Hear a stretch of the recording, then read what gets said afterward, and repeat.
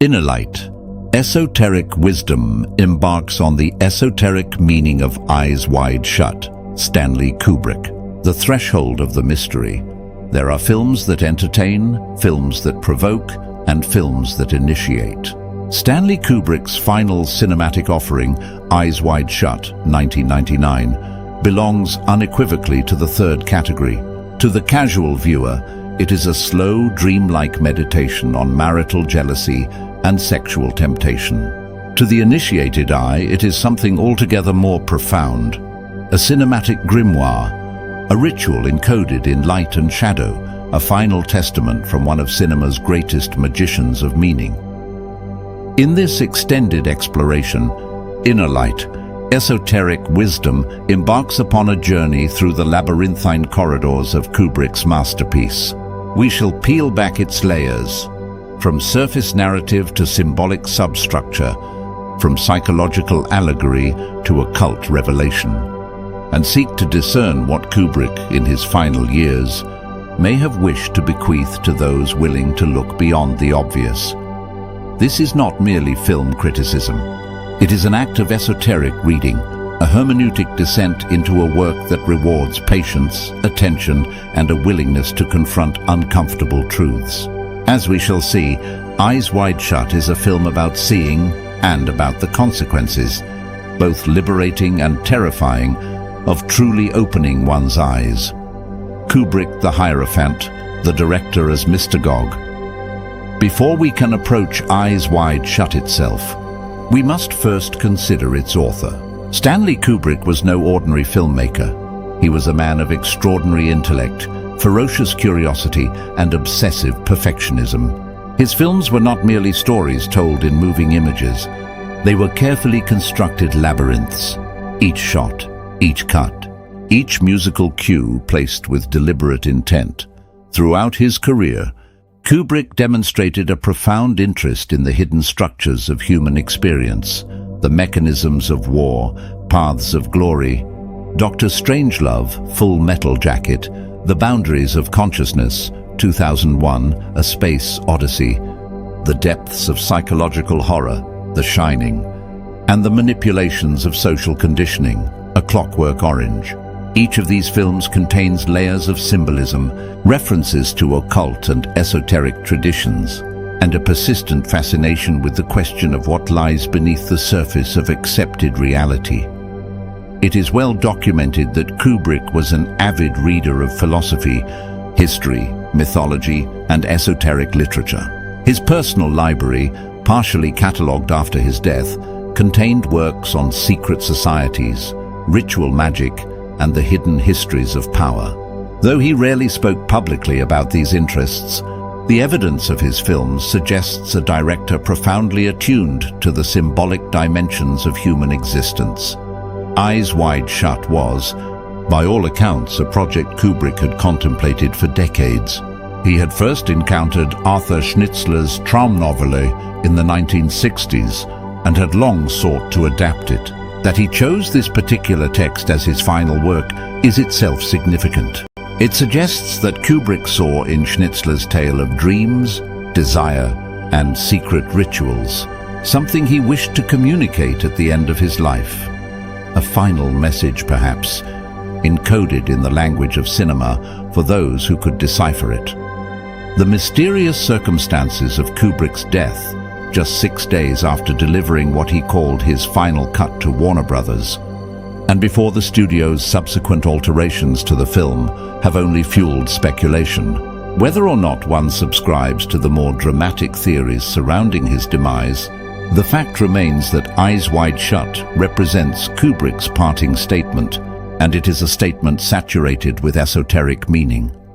The source, Schnitzler's Traumnovelle and the Viennese Underworld, to understand Eyes Wide Shut. We must briefly consider its literary source. Arthur Schnitzler's Traumnovelle, Dream Story, published in 1926, is a novella set in fin de siècle Vienna, a city that, at the turn of the 20th century, was a crucible of psychoanalytic, artistic, and occult ferment. Schnitzler was a contemporary and acquaintance of Sigmund Freud, who famously remarked that Schnitzler had grasped intuitively many of the truths Freud sought to establish through painstaking psychological investigation. Traumnovelle tells the story of Fridolin, a doctor who, after his wife confesses a sexual fantasy, embarks upon a nocturnal odyssey through the underworld of Vienna, culminating in his attendance at a masked ritual orgy held by a mysterious secret society. The novella is steeped in the atmosphere of dream and repressed desire, and its exploration of the boundary between reality and fantasy anticipates much of what Kubrick would later develop in his cinematic adaptation. By transposing the story to contemporary New York, though filming largely in London, Kubrick universalized its themes. The hidden rituals and secret societies of Schnitzler's Vienna are not relics of a bygone era. They are, the film suggests, alive and well in the modern metropolis. The elite remain elite. The rituals continue. Only the costumes have changed. The dreamlike architecture of the film, from its opening frames eyes wide shut, establishes a tone that is unmistakably oniric. The pacing is languid. The dialogue is stilted and repetitive. The lighting is unnatural, suffused with the warm glow of Christmas lights and the cold luminescence of urban interiors. Characters often speak as if in a trance, repeating each other's words, moving through scenes with somnambulant grace. This is no accident. Kubrick is constructing a dream space, a liminal zone in which the ordinary rules of narrative and behavior are suspended. The film occupies a threshold between waking and sleeping, conscious and unconscious, the seen and the hidden. In this, it draws upon a long tradition of esoteric thought, in which the dream is regarded not as mere illusion, but as a privileged mode of access to deeper truths. The visual motifs reinforce this dreamlike quality. Mirrors appear throughout the film, often reflecting characters back to themselves in moments of self-confrontation. Doorways and thresholds are emphasized, marking transitions from one state of being to another. Christmas lights, those ubiquitous strings of multicolored bulbs, bathe nearly every scene in a magical, otherworldly glow, transforming the mundane streets and apartments of New York into the chambers of an enchanted, perilous dream. The color palette itself is profoundly symbolic. Red and blue dominate the film, often in stark juxtaposition. Red represents passion, blood, sacrifice, the lower chakras, the world of the body and its desires. Blue represents detachment, coldness, the higher mind, the celestial realm. Where these colors meet, in purple, in violet, we find the Hierophantic, the priestly, the realm of mystery and initiation. The recurring presence of these colors is no decorative accident. It is a coded language, speaking to the alchemical processes at work within the film. The call to adventure, Alice's confession. Every initiation begins with a rupture.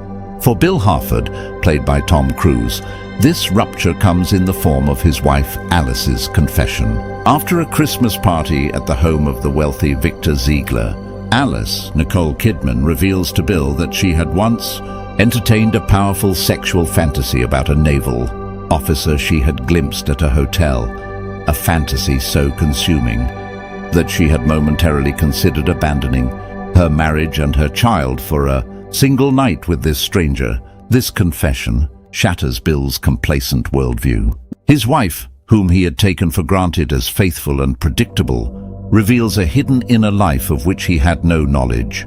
The bedrock of his identity, his sense of himself as a successful, desirable, in-control husband and physician, is suddenly destabilized. In mythic terms, this is the call to adventure.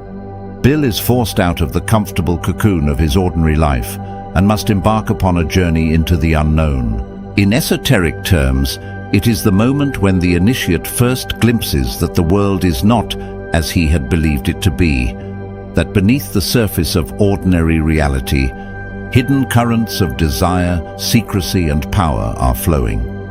It is significant that Alice's confession is provoked by cannabis, a substance long associated across many cultures, with the loosening of psychic boundaries and the revelation of suppressed truths.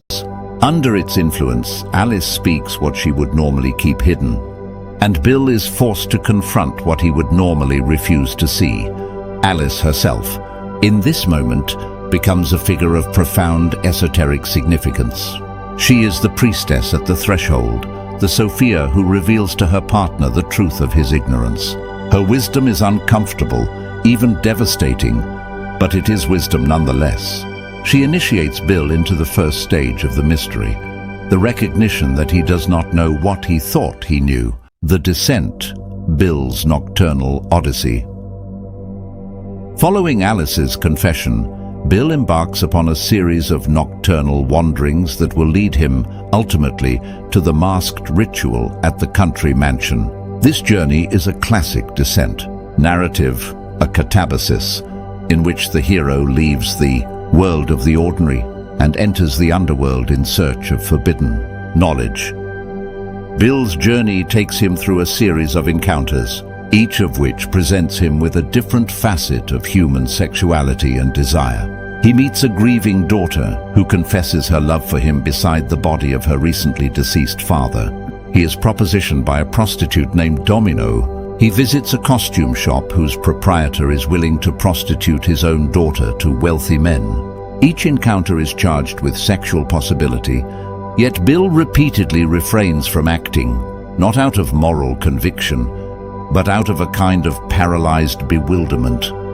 In esoteric terms, these encounters represent the various temptations and tests that the initiate must navigate. The descent is not merely a physical journey, but a moral and psychological one. Bill is being shown again and again the world of unbridled desire, and he is being asked, implicitly, what he will do with it. The figure of Nick Nightingale, the jazz pianist and old friend whom Bill encounters at a cafe, is particularly significant. Nick serves as the psychopomp, the guide who leads the soul into the underworld. It is through Nick that Bill learns of the secret ritual. It is through Nick's information, the password Fidelio, that Bill gains entry. Nick is Hermes, Mercurius, the trickster guide who escorts the initiate across the threshold. The name of the password, Fidelio, is itself rich with meaning. Beethoven's opera, Fidelio, tells the story of a wife who disguises herself as a man to rescue her imprisoned husband. The opera's central themes are fidelity, sacrifice, and liberation. By choosing this password, Kubrick draws our attention to the question that lies at the heart of his film. What does it mean to be faithful? Faithful to what and to whom? The mansion, Sanctum of the hidden elite Bill's arrival at the country mansion, marks the climactic descent into the heart of the mystery. The mansion itself is a place of extraordinary opulence and isolation, surrounded by gates and guards, accessible only to those who possess the secret password. It is a sanctum, both in the sense of a holy place and in the sense of a refuge for those who wish to operate beyond the gaze of ordinary society. Within the mansion, Bill witnesses a ritual unlike anything in his ordinary experience. Cloaked, masked figures gather in a circle around a central altar. A red-cloaked master of ceremonies, his face obscured behind a mask, presides over the proceedings. Incense burns. Ritual music plays, Jocelyn Pook's haunting score, which incorporates a Romanian Orthodox liturgy played in reverse, creating an atmosphere of profound sacrilege and inversion. The ritual proceeds through stages. A circle is formed. Women disrobe and are claimed by the male participants. The entire assembly disperses into rooms throughout the mansion, where sexual acts are performed in plain view of those who wish to witness them. Bill wanders through the corridors, observing these tableaux with a mixture of fascination and horror. What is taking place here? On the surface, it appears to be an elaborate sex party for the wealthy and the powerful. But the esoteric reading suggests something far more significant. This is a ritual, a deliberate, structured ceremony in which the participants are not merely indulging their desires, but enacting a form of magical operation. The use of masks is crucial. In the great mystery traditions of antiquity, the Eleusinian mysteries, the Dionysian rites, the mystery cults of Mithras and Isis, initiates wore masks to signify their entry into a state beyond ordinary identity. The mask both conceals and transforms. It allows the wearer to step outside the persona of everyday life and to participate in something larger, more numinous, more dangerous. The Venetian masks worn by the participants in Eyes Wide Shut evoke the carnival tradition, the world turned upside down, in which the ordinary rules are suspended and the repressed energies of the psyche are given free rein. But they also evoke the masks of the mystery traditions, suggesting that the participants are engaged in a ritual of profound, if perverse, spiritual significance. The geometry of the ritual is also revealing. The circle is the most ancient and universal of magical forms, used to contain and concentrate spiritual energy. The placement of the master of ceremonies at the center, the circular arrangement of the participants, the deliberate choreography of the ritual, all point to a ceremonial structure rooted in occult tradition. The mysterious woman and the theme of sacrifice act. The heart of the ritual sequence is one of the film's most enigmatic figures, the mysterious woman who recognizes Bill as an interloper and warns him to leave. When Bill is exposed and threatened with punishment, this woman intervenes, offering to redeem him, to take his punishment upon herself. This figure is one of the film's most profound esoteric symbols. She is, in one sense, a Christ figure, one who sacrifices herself to save another. In another sense, she is the priestess, the female initiate whose role within the ritual is to mediate between the initiate, Bill, and the powers, the masked elite. And in yet another sense, she is the victim, the sacrificial offering whose blood, literal or metaphorical, sanctifies the ritual. The next day, Bill learns that a former beauty queen, Amanda Curran, has been found dead of an overdose. He visits the morgue and, looking at her body, suspects, though cannot prove, that she was the woman who saved him at the mansion. The mystery is never resolved. Was she murdered by the elite as punishment for her interference? Was she always destined to die, perhaps as part of the ritual itself? Or was her death merely a coincidence, a tragic accident that Bill's overwrought imagination has woven into a narrative of conspiracy? Kubrick refuses to give us a definitive answer, and this refusal is itself meaningful. The truth the film suggests is always partially veiled. The initiate may glimpse it, he may sense it, but he cannot prove it, cannot communicate it, cannot make others see what he has seen. This is the loneliness of gnosis. To know is to be set apart, to bear a knowledge that cannot be shared. The theme of sacrifice runs throughout the film, sometimes explicitly, sometimes obliquely. The elite are sustained, the film hints, by the sacrifices of those beneath them, by the women who become disposable objects of desire, by the innocents who are corrupted, by the truth-tellers who are silenced. The ritual at the mansion is not merely a celebration of sexuality, but an enactment of power's appetite for consumption, the all-seeing eye, and the symbolism of sight. Title Eyes Wide Shut is itself a profound paradox, and one that opens onto the film's central esoteric theme, the question of sight and blindness, of seeing and refusing to see. In esoteric traditions across the world, the eye is the supreme symbol of consciousness, knowledge, and spiritual awakening. The Eye of Horus in ancient Egypt, the third eye of Hindu and Buddhist tradition, the all-seeing eye atop the unfinished pyramid of the Great Seal of the United States, all are emblems of a higher awareness, a perception that pierces beyond appearances to grasp the underlying truth of things. To have one's eyes wide shut is to exist in a state of paradox, physically awake but spiritually asleep, looking but not seeing, present in the world but absent from its deeper reality. This is the condition, Kubrick suggests, of most human beings most of the time. We move through the world with our eyes open, yet we refuse to see what is directly before us. We notice but do not perceive. We register but do not understand. The film is full of moments that highlight this theme. Bill repeatedly fails to see what is happening around him, the warnings, the threats, the implications of what he has stumbled into. Even at the end, having confronted Ziegler and learned, perhaps, the truth about the ritual and Amanda Curran's death, Bill seems unwilling or unable to integrate what he has experienced. The motif of the eye is reinforced throughout the film by visual choices. The recurring shots of mirrors, in which characters confront their own reflected gaze, the close-ups of eyes during moments of revelation or threat, the masks of the ritual, which feature prominent eye holes through which the masked participants gaze upon the unmasked. The act of looking in eyes wide shut is always charged. To look is to risk seeing, to see is to risk being changed, and to be changed is to risk losing the comfort of one's previous ignorance. It is no surprise then that Bill, like so many of us, repeatedly recoils from the brink of full sight, retreating into denial and rationalization. Masks and the persona, a Jungian reading.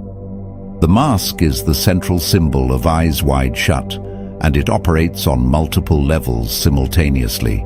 We have already considered its ritual and ceremonial dimensions. Let us now consider its psychological significance.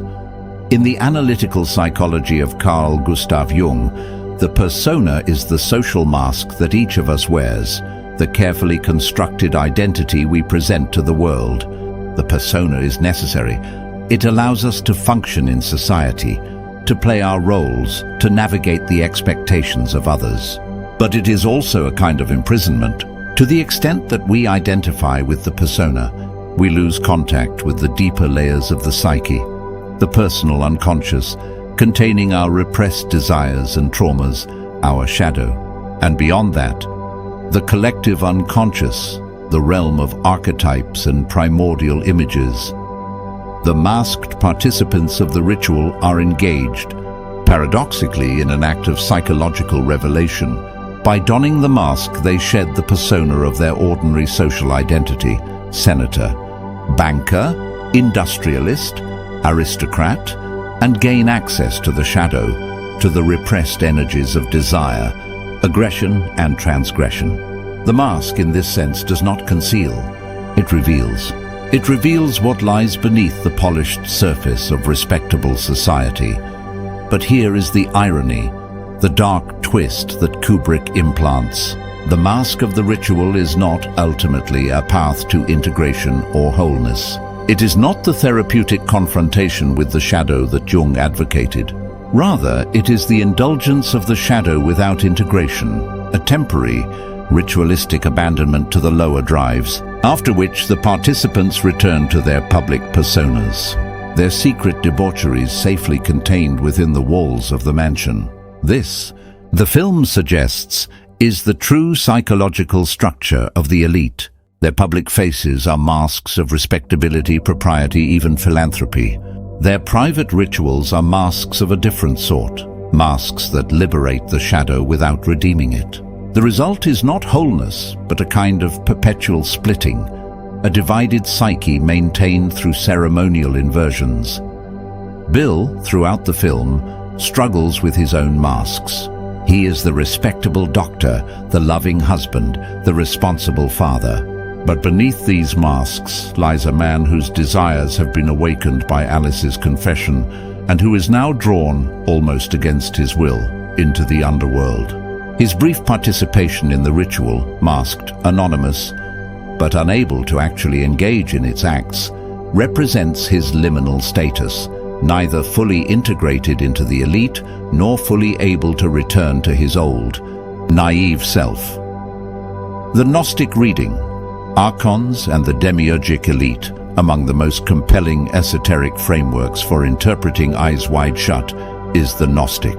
Gnosticism, that ancient and persistent strand of mystical thought, holds that the material world is the creation not of the true God, but of a lesser, ignorant or malevolent deity, the Demiurge, who is assisted by a hierarchy of subordinate beings called Archons. These Archons rule the material world, keeping humanity trapped in ignorance, distraction, and bondage to the body. The path of liberation in Gnostic thought lies in gnosis, direct, experiential knowledge of one's true nature as a spark of divine light, fallen into the prison of matter. The Gnostic awakens, the Gnostic sees. The Gnostic perceives the mechanisms of imprisonment and, through that perception, begins to escape them. Reading eyes wide shut through this lens, the elite of the masked ritual become Archons, figures who rule the material world, who feast upon human energy and desire, who maintain their power through secrecy and ritual. Their wealth, their influence, their network of mutual protection, all serve to keep them at the apex of a hierarchical structure, while those beneath them remain in ignorance. Bill's journey in this reading is a Gnostic awakening, partial, incomplete but real. He glimpses the structure of power. He sees, however briefly, the rituals by which the Archons sustain themselves. He learns that the world is not what he had thought it to be. Whether he can integrate this knowledge and act upon it, or whether he will retreat into the comfortable forgetfulness of his previous life, remains the open question on which the film closes. The Gnostic reading also illuminates the significance of Alice's role. In Gnostic mythology, Sophia, wisdom, is the divine feminine principle whose fall and exile are the cause of the cosmic drama. It is Sophia who, in some myths, bears the Demiurge as her offspring. It is also Sophia who, having fallen, must be redeemed. Alice, in Eyes Wide Shut, plays the role of Sophia, the wisdom bearer whose confession initiates Bill's journey, whose dream parallels and amplifies his waking experiences, and whose final words, to which we shall return, hint at the path of redemption. The rainbow motif, over the threshold. A subtle but persistent motif in Eyes Wide Shut is the rainbow. The costume shop where Bill rents his ritual costume is called Rainbow Fashions. It is staffed by a man named Milish and contains behind it a building called Under the Rainbow. Throughout the film, references to rainbows appear in dialogue, in imagery, and in color patterns. The rainbow is, of course, a symbol of transition and transformation. In the biblical tradition, the rainbow appears after the flood, signifying the covenant between God and humanity. In Norse mythology, the rainbow bridge Bifrost connects the realm of mortals to the realm of the gods. In The Wizard of Oz, Dorothy famously dreams of going over the rainbow to a magical land of revelation and danger. In Eyes Wide Shut, the rainbow signifies the threshold between the ordinary world and the world of the mystery. To pass over the rainbow, to don the costume from Rainbow Fashions, to attend the ritual at the mansion, is to cross from one ontological state to another. It is to leave behind the safe, mundane reality of New York streets and apartments, and to enter a realm in which the rules are different, the stakes are higher, and the consequences are unpredictable. The use of bright, saturated colors throughout the film, the spectrum of hues that compose the visual rainbow, reinforces this motif. Kubrick's New York is bathed in color. The mansion is bathed in deep ritual reds and shadowy blues. The visual transition from the mundane to the magical is mirrored in the cinematography itself. Ziegler. The face of the elite Victor Ziegler, Sidney Pollack, is one of the film's most important and most carefully constructed characters. Wealthy, sophisticated, urbane, he is Bill's patient and friend, a man who moves comfortably in the highest circles of New York society. At his Christmas party, which opens the film, we glimpse the world of the elite, the gleaming chandeliers, the polished marble, the beautiful women, the discreet illegalities, an overdosed prostitute in an upstairs bathroom. It is Ziegler who, near the end of the film, confronts Bill and offers him an explanation of what he has witnessed. The masked figures at the mansion, Ziegler claims, were people who could buy and sell you 1,000,000 times over. The threats made against Bill were merely theatrical, designed to scare him into silence. Amanda Curran's death was, Ziegler insists, a coincidental drug overdose, unrelated to the ritual. Is Ziegler telling the truth? The film does not say. His explanation is plausible enough on its surface, yet it explains too much, too neatly. It is the kind of explanation offered by those in power to those who have glimpsed too much. An explanation designed not to reveal, but to reassure, to dissipate suspicion, to encourage forgetfulness. Ziegler represents the face the elite shows to those who have stumbled across its activities. He is reasonable, friendly, even concerned. He frames himself as Bill's protector, the one who intervened to save him from worse consequences. But beneath this avuncular surface, the threat is unmistakable. Bill is being warned. Drop this, forget this. Return to your ordinary life, or face consequences far beyond what you have so far experienced. The scene between Bill and Ziegler in the billiard room is one of the film's most charged. The geometry of the scene, Ziegler standing, Bill seated, Ziegler in command, Bill on the defensive, enacts the power differential between them. The visual symbolism, the red of the billiard table, the gleam of the trophies, the watchful portraits on the wall, reinforces the sense that we are in a chamber of power, where confessions are extracted and submissions are negotiated. Alice's dream, the parallel initiation. While Bill is engaged in his nocturnal Odyssey, Alice, at home, alone, has a dream. When she recounts the dream to Bill upon his return, it proves to be a startling parallel to his waking experience. In the dream, Alice finds herself in a strange place, naked, surrounded by hundreds of others engaged in sexual acts. She participates with abandon, even laughing at Bill as he discovers her there. This dream is not merely a psychological detail. It is structurally crucial to the film's esoteric meaning. It establishes that Alice too is undergoing an initiation, that her unconscious mind is traversing the same terrain that Bill is traversing in his waking life. The boundary between dream and reality, between Bill's experience and Alice's, becomes increasingly porous. In esoteric terms, Alice's dream represents the feminine mode of initiation, which often takes place in the realm of vision, intuition, and the unconscious, in contrast to the more overtly active, journeying mode associated with the masculine. Alice does not need to leave her bed to undergo her initiation. She enters the mystery through the gateway of the dream. Significantly, Alice's dream contains imagery that closely mirrors the ritual at the mansion. A multitude of figures engaged in sexual acts, an atmosphere of transgression and abandon, the dissolution of ordinary boundaries.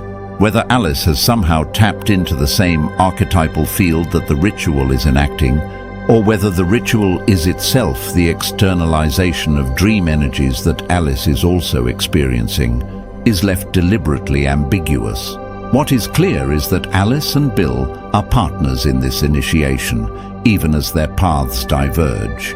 Their marriage, which had seemed at the start of the film to be a comfortable but somewhat empty domestic arrangement, is being tested and transformed by the simultaneous awakenings they are undergoing.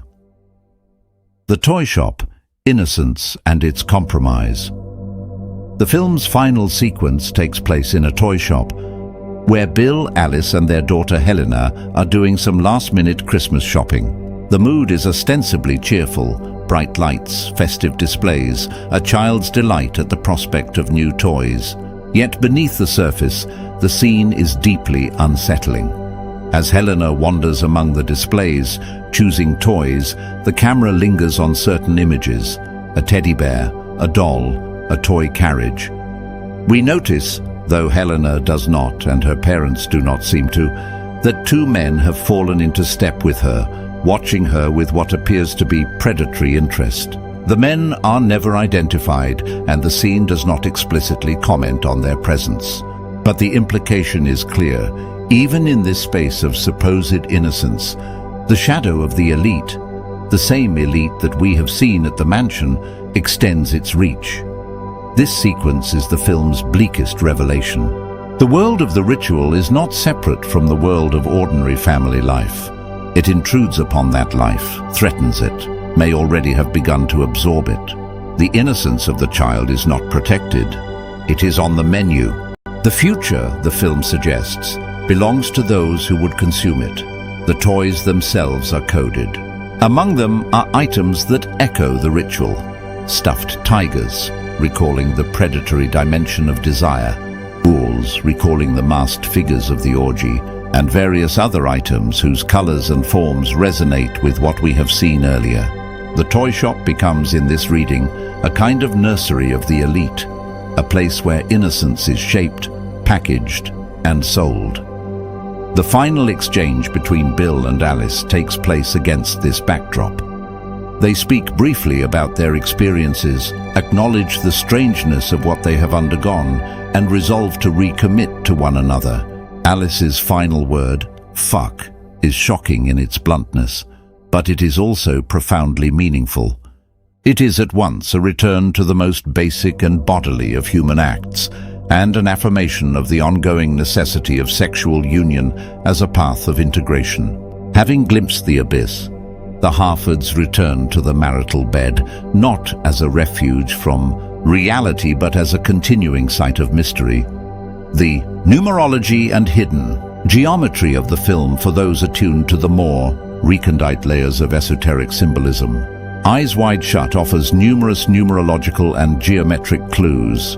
The film's running time, certain dates mentioned in dialogue, and the number of times specific phrases are repeated, all have been the subject of analysis by attentive viewers. The repetition of certain phrases, for example, when Bill says, "I'm a doctor," multiple times in different scenes, creates a kind of incantatory rhythm that reinforces the ritual atmosphere of the film. The recurring use of the number 2 is particularly notable. Bill and Alice are a couple. The film opens and closes with scenes of them together.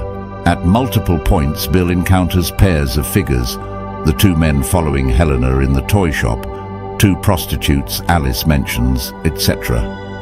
2 is the number of duality, of the polarity that must be transcended through the alchemical marriage. The film is constantly setting up dualities, masculine and feminine, mundane and ritual, surface and depth, and inviting us to perceive their hidden unity. The number 7 also appears with curious frequency, particularly in connection with the ritual sequence.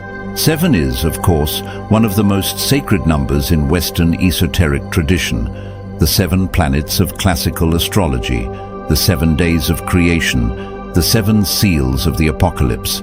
Its recurrence in the film hints at deeper structural connections to the great traditions of magical thought. The geometry of the film is similarly meaningful. Circles dominate: the ritual circle, the round Christmas wreaths, the circular shapes of various props and decorations, suggesting wholeness, eternity, and ritual containment. Squares and rectangles, doorways, windows, picture frames appear at moments of transition and confrontation, suggesting the structures of ordinary reality. The interplay between these geometric forms reinforces the film's exploration of the boundary between the ordinary and the extraordinary.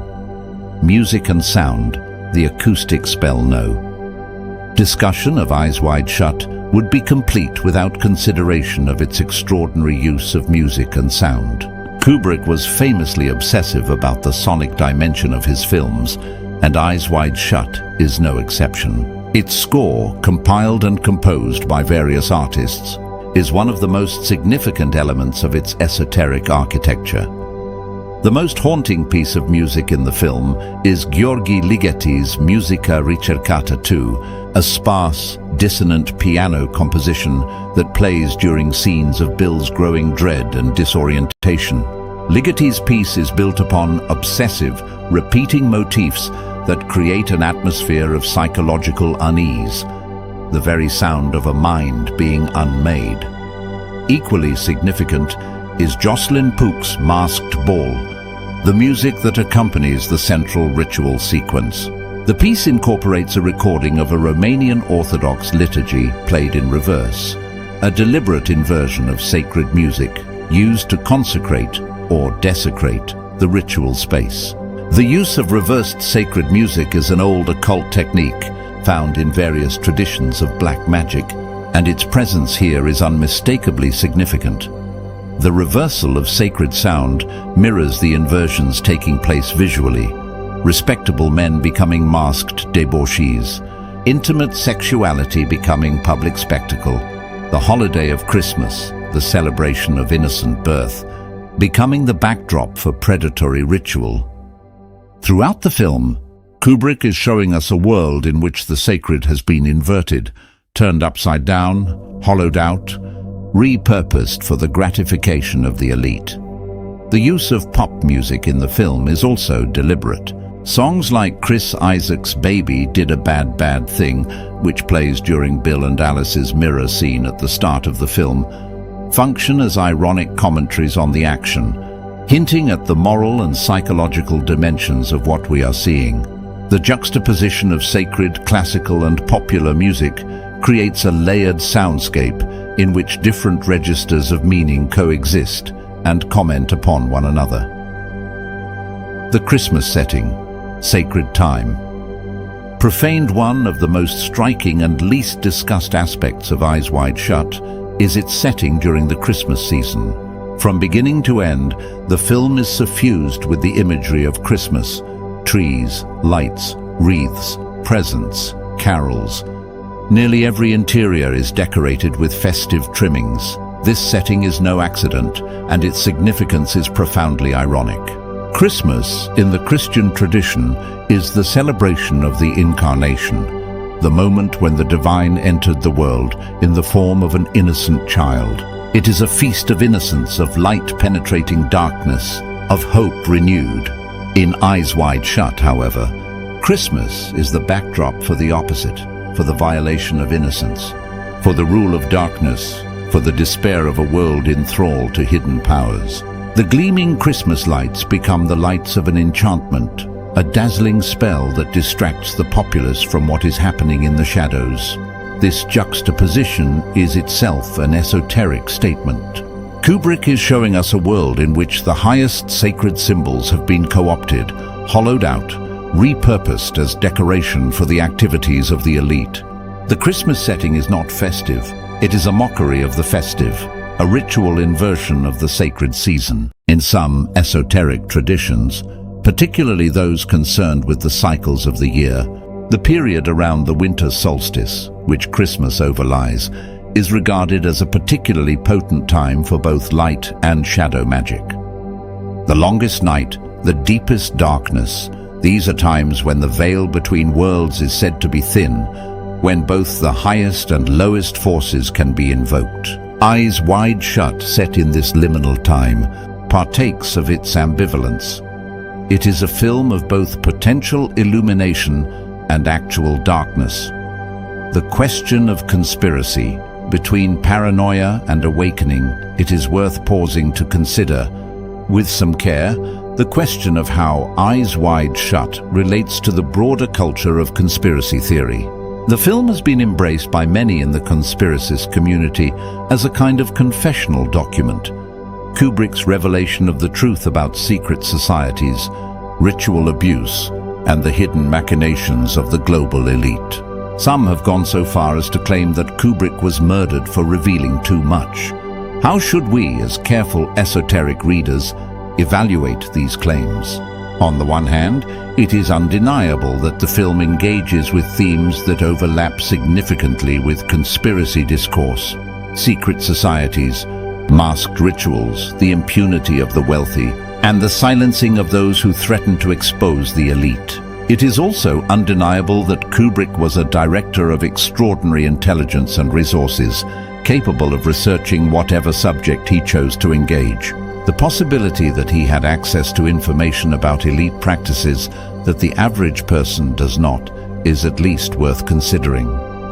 On the other hand, we must be cautious about reducing the film to a simple coded message. Kubrick was an artist, not a documentarian, and his interest was in symbolic and psychological truth as much as in literal exposure.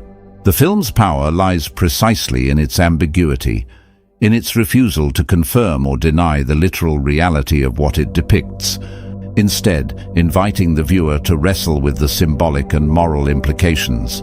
Perhaps the most fruitful reading is one that holds both possibilities in tension. Eyes Wide Shut is not a documentary about specific real-world conspiracies, but it is also not merely a fanciful fiction. It is a symbolic exploration of the structures of power and desire that operate in human society, structures that may take various concrete forms in different times and places. The masked ritual at the mansion may not correspond exactly to any particular real-world gathering, but it captures something true about the dynamics of elite power, the use of ritual to bond and to terrify, and the role of secrecy in maintaining hierarchy. To watch the film with esoteric eyes is not to seek a literal one-to-one correspondence between its imagery and the real world, but to allow its symbols to resonate with whatever truth may be present in the structures of our own society.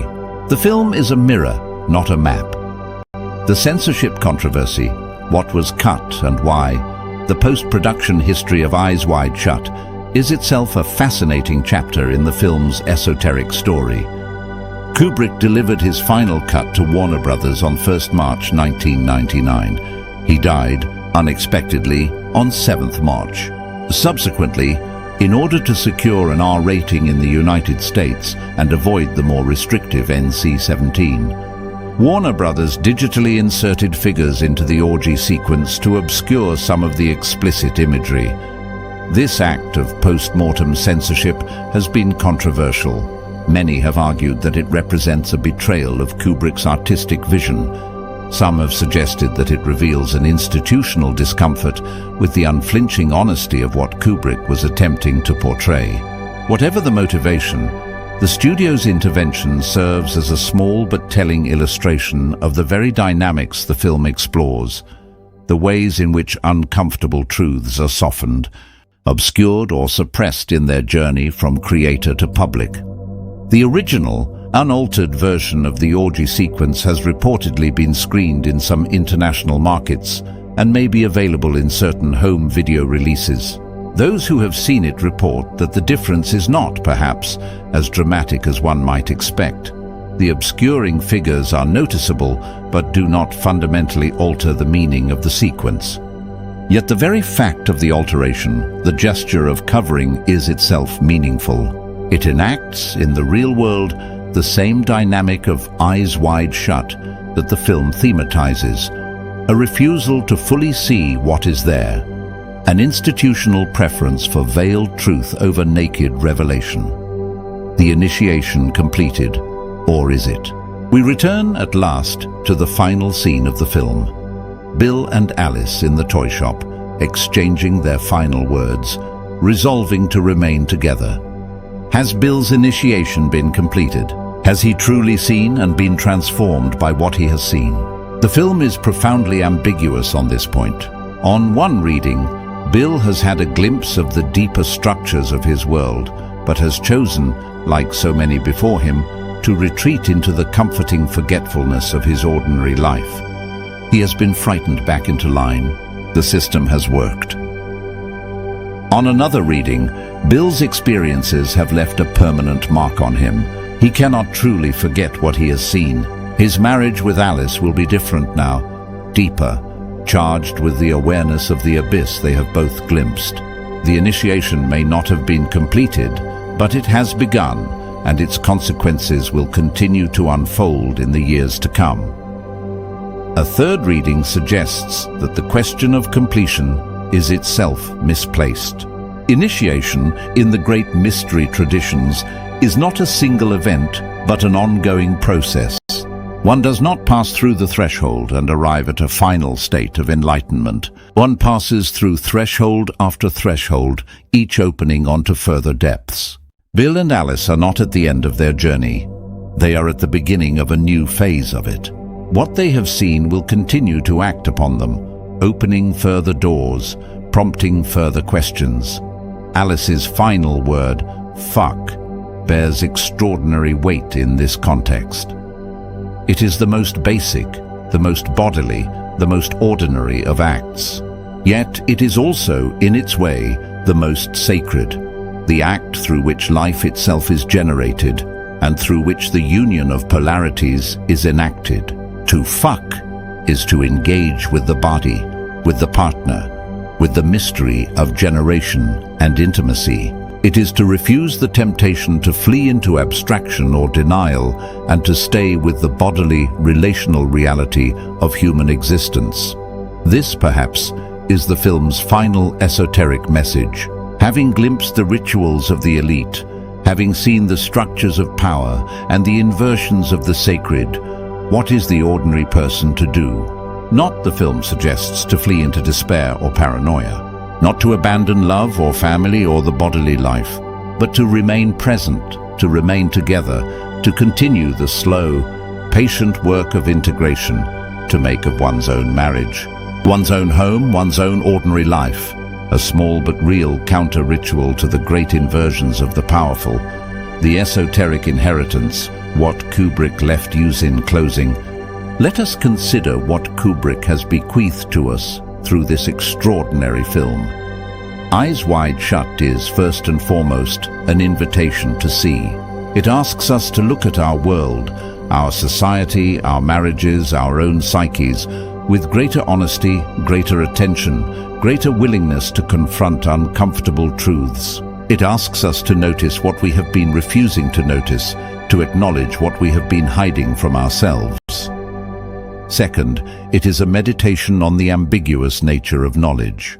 To see is not necessarily to be liberated. Gnosis can isolate as well as illuminate. The initiate who has glimpsed the truth must then decide what to do with it, and the choices, as the film makes clear, are not simple. Third, it is a warning about the structures of power. Without descending into specific paranoia, the film alerts us to the possibility, the likelihood, that beneath the surface of our ordinary world, hidden hierarchies are operating, sustained by their own rituals, their own networks of mutual protection, their own appetites. The naive view that the world is essentially as it appears to be is, the film insists, untenable for the awakened mind. Fourth, it is an exploration of the redemptive possibilities of ordinary love. Despite all the darkness it depicts, Eyes Wide Shut does not despair. The marriage of Bill and Alice, tested and strained though it is, remains. The family is not destroyed. The film ends not with annihilation but with a recommitment, however fragile and uncertain. And fifth, it is a final masterpiece from one of cinema's greatest minds, a work that rewards repeated viewing, careful study and contemplative engagement. Kubrick has left us a riddle, and the riddle is also a gift. It asks us to engage with it, to wrestle with it, and to allow its symbols to work upon us over time. Conclusion. The lamp lit at the threshold. Every great work of esoteric art is a lamp lit at the threshold, illuminating for those willing to approach the path that lies beyond. Eyes Wide Shut is such a lamp. It does not give us answers. It gives us questions, images and resonances that linger long after. The final credits have rolled to watch Eyes Wide Shut with InnerLight, with the eye of esoteric wisdom, is to be drawn into a process of reflection that exceeds the boundaries of the film itself. It is to begin to see one's own life, one's own society, one's own psyche with greater clarity. It is to become, in some small measure, an initiate, one who has glimpsed the rituals of power, the inversions of the sacred, the structures of desire, and who must now decide how to live with what has been seen. Kubrick's final film is, in this sense, not merely his bequest to cinema, but his bequest to the souls of his viewers. It is a doorway, a key, an invitation. Whether we accept the invitation, whether we walk through the doorway, whether we use the key, these choices remain ours. But for those who choose to engage, who choose to see, the rewards are profound. A film that on first viewing seemed strange, slow, and perhaps even pretentious reveals itself on deeper engagement, as one of the great esoteric works of our time, a Traumnovelle for the modern age, a mystery play for souls weary of illusion. A final word from a master who, in his last act, sought to leave us not entertainment, but awakening. Let us then close, as we began, with the paradox of the title, Eyes Wide Shut. May we, who have been given this film, choose the harder, stranger path. May we open our eyes, and not partially, not selectively, not in comfort, but wide. And may what we then see become the beginning, not the end, of our own initiation.